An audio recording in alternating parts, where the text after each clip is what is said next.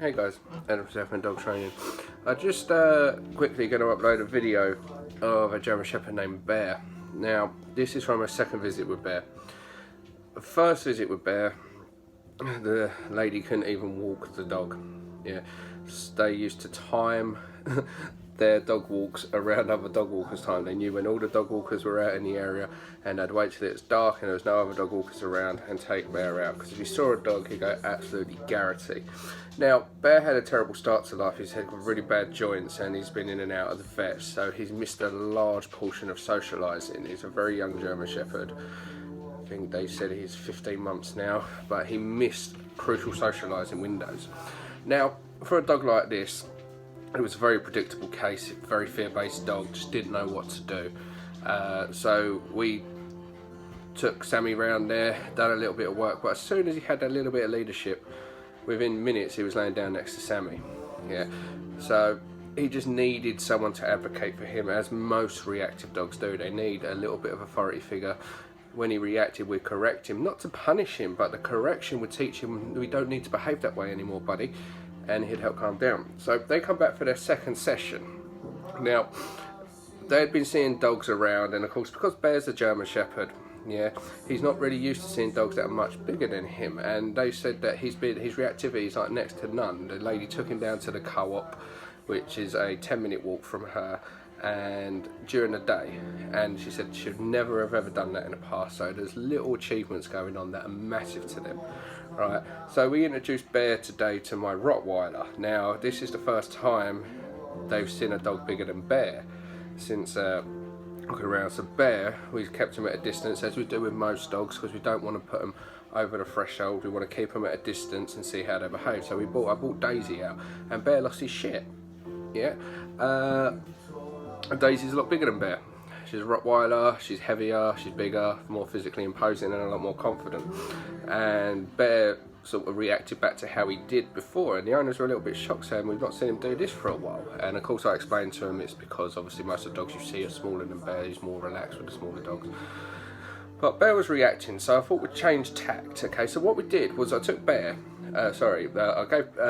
took Daisy back inside the house, put Daisy back in her crate, because Bear is one of these dogs that you're better off just putting him in that situation. So I just took Bear off the owner, walked him straight into my living room, right, and just that sheer, like, no, come on mate, we're going straight in there, don't worry about it, like that sheer confidence travelled down to Bear, and he actually laid in the middle of the floor looking for a belly rub with a dog that 30 seconds ago he was going garrety at from a further distance. And this is what I want to get into about. So a lot of people say that flooding a dog is bad, that putting a dog in a situation, if they're reacting from a distance, is going to make a dog a lot worse. And I do mention this on the video, and it can make dogs worse, and it's always good to, where possible, to work at a distance, yeah? But for some dogs it can actually be harder for them to work at a distance. Sometimes a dog needs somebody just to take that authority approach. Oh mate, what are you actually going to do when you get there? Let's go. And that sheer audacity helped him, and this is where I want to go with you guys with this video. The whole purpose of this video and what you're about to see is sometimes working at a distance can actually make the dog worse. It can. Sometimes the dog literally just needs to be taken control of and put into that situation for them to go, actually, nothing bad's happening. Yeah, and this is why we often say, like, when people ask me for advice on aggression and things like that, I don't advise online about reactivity at all, because every dog's different. Yeah, but if you're working with a trainer that just has this one style fits all program, or this ideology that you must always work at a distance, like if a dog's reacting, putting them closer to the dog's going to make that dog worse. If you're working with a trainer with that mentality, either A, they're not educated enough to actually understand that every dog is different and you might need to change tact with a different dog, yeah, or B, they just don't know any different. Yeah, so yeah, so for a lot of dogs it's easier to work at a distance. It is, but for some dogs you actually need to put them in that environment for them to figure it out. So depending on the individual dog, actually flooding a dog isn't the worst thing in the world. Sometimes it can help. Like I said, with Bear, we just took him straight in, and you're going to see now in the video that he's relaxed around my two dogs. Yet what you don't see is 30 seconds before this video was taken, so not exactly 30 seconds, a couple of minutes before this video was taken, Bear went absolutely Garrity at Daisy, yeah, at a distance. Yet as soon as I put him next to Daisy, boom, shuts up, yeah. So just be aware of that, okay? Some dogs actually do better if you throw them into the mix, okay? So guys, this is Bear's second session. The owners were gobsmacked that he's in the living room with two other dogs, yeah? So enjoy. Just completely make yourself at home, mate. But again, it's a sign that he's relaxed, yeah? Because again, if you spare him round, you've got Sammy down here, Daisy over there laying down. So he's gone from being highly dog reactive to every dog to actually he's now in my living room. It's a little bit stressed, but the fact he just chose to get up there and lay down, or the fact that when I actually... Look, I'll take him a second. Come here. Take that. Point the name. Yeah. If I bring him here, sit. See how he backs away? He doesn't actually want to get closer to her. But you see how he will just sort of lay down. Yeah. So he's not terrible. He's not trying to get away from her. It's more panic than anything else. But these are all good things. So what you do, he's worse at a distance. Like I said, when I brought Daisy out, he went absolutely Garrity. Yeah, and then he set all the dogs off down the road, and I thought, you know what, best tack for him is actually just to put him in there. So I just grabbed hold of his lead, put Daisy away, grabbed hold of his... Hey, calm down. Grabbed hold of his lead, brought him straight in here. Sit. Sit.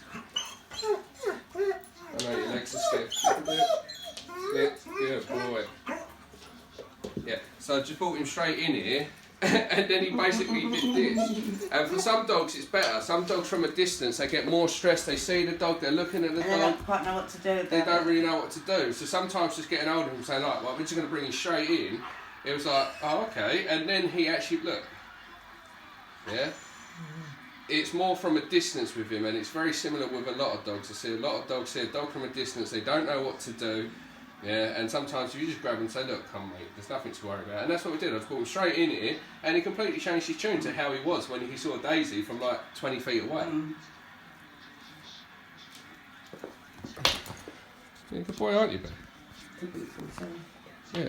And of course the dogs are there, under control, but they can move around. Like I said, I had you go and stand over with Daisy and things like that, but for him, it's better just to put him in that situation.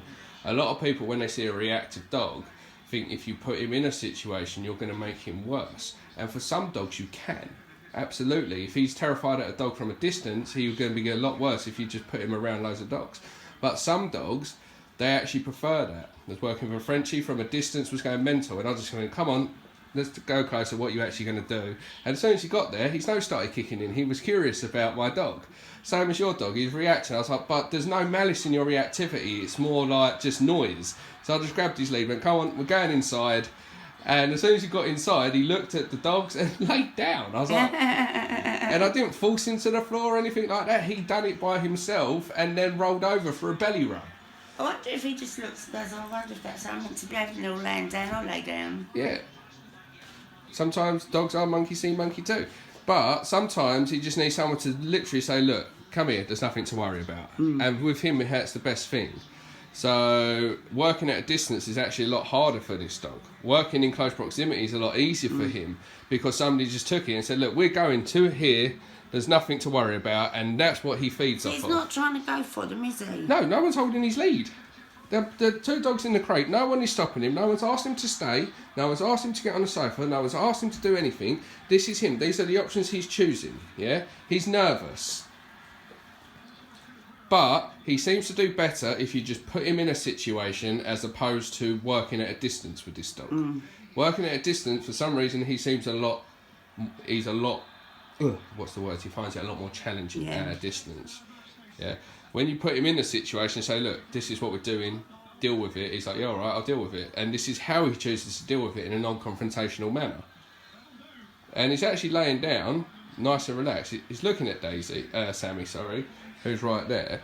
But the way he is, you see his paws out to the side, you see his back legs are curled up and how he's curled up, and his eyes are shutting. and he's going to sleep. Yeah, this is the dog that a few weeks ago, well, what did you say to me? That you couldn't even walk him. You used to map what time dog walkers were out walking. We used to make sure the last dog walker went, whether it was 10 o'clock, 12 o'clock, 1 o'clock. We wouldn't take it out. Yeah, you knew the times of the dog walkers, and now you said you walked him down to the co-op during the day. That was my biggest thing. Yeah. He's doing amazing.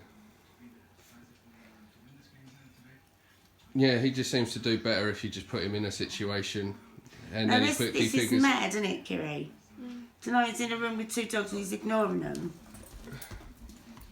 See, you can give him a little bit of a fuss. Yeah, there's 2 dogs in the house. Look at him. Loving it. Hey guys, Adam from Southend Dog Training. I just want to talk to you about our new website if you haven't already seen it, southenddogtraining.co.uk. It's a brand new website. It's got all of our videos in one place. So if you don't have any of our social media platforms, you'll be able to see all of our videos in one place on there. It has a membership area on there as well, guys. So that membership area you can sign up to for the price of a cup of coffee. I mean, it is dirt cheap. Okay, and if you're a member of our website, okay, all of those videos are in nice little categories for you, so you can search for exactly what you want. Okay, you'll also get discounts to all of our services. Every single service we offer, whether it's home visits, whether it's training classes, whether it's pack walks, you can get discounts on all of those things. You'll also be added to a private WhatsApp group. Okay, so that private WhatsApp group is exclusively for members to ask for free advice. Okay, so you can ask for advice on any issues relating to your dog, and if we can advise you on it, we will. You'll also be added to a private Facebook group. Now that private Facebook group is full of exclusive videos that will be shown nowhere else other than on this group. We'll still be uploading videos on our normal platform, but there'll be certain videos that will be exclusively for you guys and you guys only as part of the website. Okay, there'll also be a weekly Q&A where you can ask me anything. You can ask me about if you're a young dog trainer getting into the business, you can ask me about business advice, you can ask me about promotional advice, you can ask us about your dog if you're a dog owner. You can ask me anything you want, guys. It'll be a weekly Q&A, minimum of 15 minutes. There's also going to be prize giveaways on there as well, guys. So every couple of weeks, every month, something like that, we're going to give away free home visits, free training equipment. Who knows? There'll be free prizes. Yeah, so it's worth getting involved in. Okay, it's just going to be an all-round nice little community built up for members. Okay, so you can go into one place. You don't have to worry about trolls. You can post anything you want without worrying about any other one judging you. We've already got members from all across the world joining. Okay, it's just going to be a real nice community. Yeah, and that's what it is. So I just wanted to talk to you about that quickly, guys. That's southenddogtraining.co.uk. If you haven't seen it, go and check it out and sign up. It's less than a cup of coffee, guys. Okay, yeah, and hope you enjoy. If you don't want to sign up, just have a look around anyway, because there's videos on there that you can watch and stuff like that. But yeah, enjoy.